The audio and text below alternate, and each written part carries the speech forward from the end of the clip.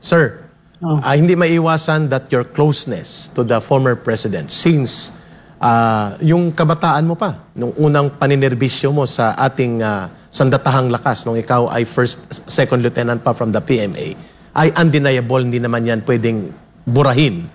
Do you think your closeness to the former president, Rodrigo Duterte, has somehow prevented some other senators and your colleagues to align with your Senate hearing because they are afraid or adamant, nag-aalangan, na mamarkahan sila, na nagiging bahagi sila ng isang political process rather than isang totoong Senate hearing which you say right now is paninindigan mo na ito ay tungkulin mo, mandato mo bilang senador. Do you think it's a factor for them?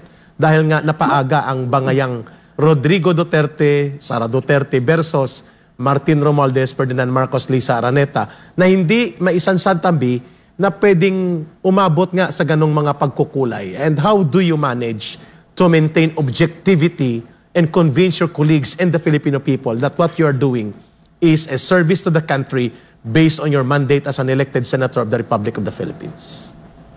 Well, tanggap ko na yan na ako'y makukulayan dahil nga I cannot deny my closeness with the President.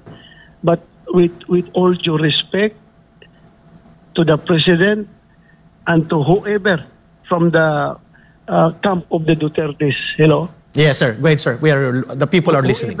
Whoever from the camp of the Dutertes, nobody contacted me or advised me or even suggested to me anything or something para dito sa issue at hand na aking tinatalakay. Wala po. In fairness to the Dutertes, wala pong tumawag sa akin kahit isa man lang. Wala talagang nag-influensya sa akin.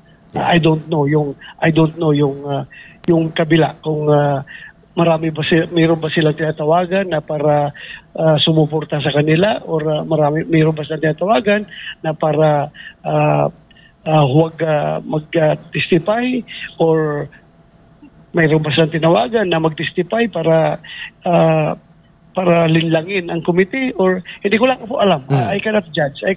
So as I am just only concerned sa side ko na wala talagang tumawag sa akin na I can tell you with all sincerity and my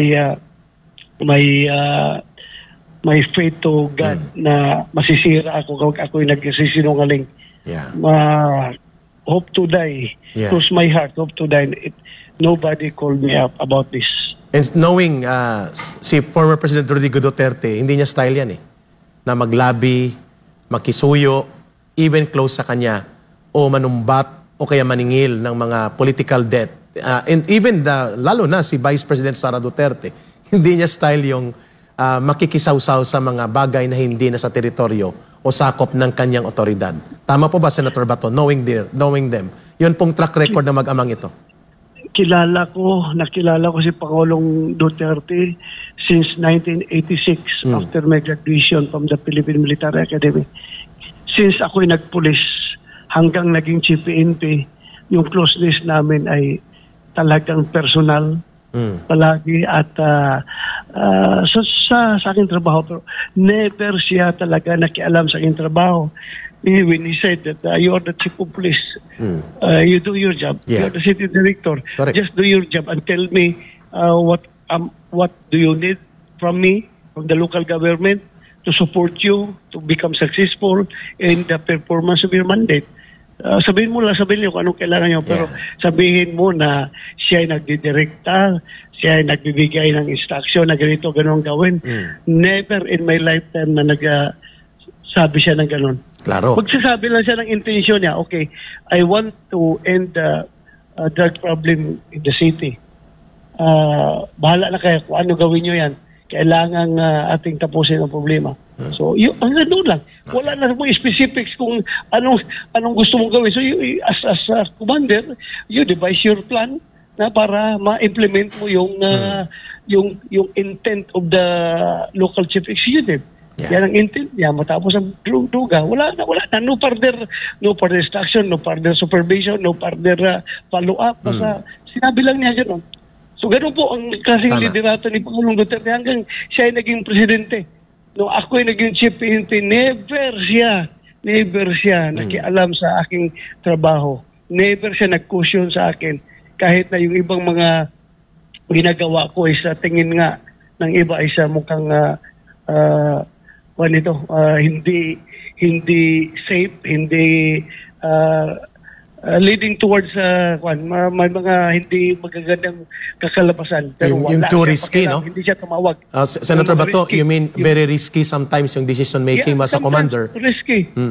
Yeah. I have to make the decision. Siya po wala pakialam. Yeah. Kaya if you observe, pati yung kanyang SILG nung panahon na yun, Yeah. ay hindi po nakikialam sa trabaho ko. Sekretaryan nyo. Hindi, yung secretary, hindi nakikialam dahil alam niya na hinahayaan tayo ni Pangulong Duterte na gawin yung ating mandato bilang Chief of the Philippine National Police. Correct. Kaya po, wala po nakikialam. Kahit sino, wala po nakikialam Yeah. sa aking trabaho. Sir, Kaya ganun po ang style ng leadership ng ating Pangulo. and knowing him, si Senator Bato, sinabi mo, lalo na din ang kanyang anak, si Vice President Sara Duterte, hindi niya style na maglabi, makisuyo, o kaya mag-influence operation. Tama po ba? Tamang-tama po yan. Wala ka ma-expect kaya galing coming from her sa mga ganung bagay. Silang dalawa naging boss ko yan. Both of them naging mayor ng Davao at naging boss ko yan silang dalawa. Although medyo iba-iba yung Style. templada, iba yung style, ibang approach sila, pero both of them masasabi ko hindi nakikialam sa trabaho ng pulis. Yun. Hindi nagbibigay ng pakialam basta Yeah. sa kanila. They are there to support you Yeah. para gampanan ang iyong mandato.